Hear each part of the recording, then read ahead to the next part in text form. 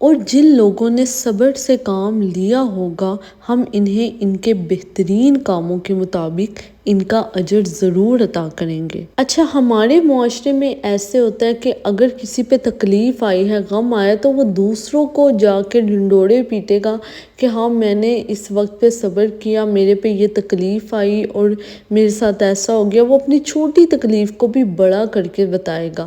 ٹھیک ہے، یہ صبر کے معنی نہیں ہے کہ آپ خود منہ سے سب کو کہتے پھر رہے ہو کہ میں صبر کر رہا ہوں۔ صبر کے اصل معنی جو ہیں ہمارے دین میں جو بتائے گئے ہیں وہ یہ ہے کہ آپ کے اندر اتنی کیپیسٹی ہو کہ آپ برے وقت کو برداشت کر سکیں وداؤٹ شوئنگ نیگیٹو ایموشن، یعنی آپ دوسروں کو بتائے بنا اندر ہی اندر صبر کریں، یعنی صرف آپ اللہ کے سامنے روئیں، اللہ سے دعا کریں۔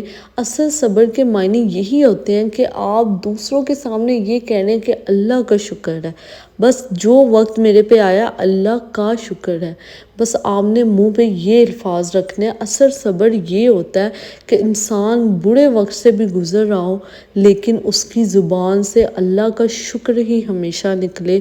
اللہ تعالیٰ نے صبر کرنے والوں کے لیے ایسے ہی نہیں اتنے انعامات رکھ دیے، کیونکہ یہ ایک مشکل کام ہے اور یہ وہی بندہ کر سکتا ہے جس پہ صحیح ایمان کی طاقت موجود ہوگی۔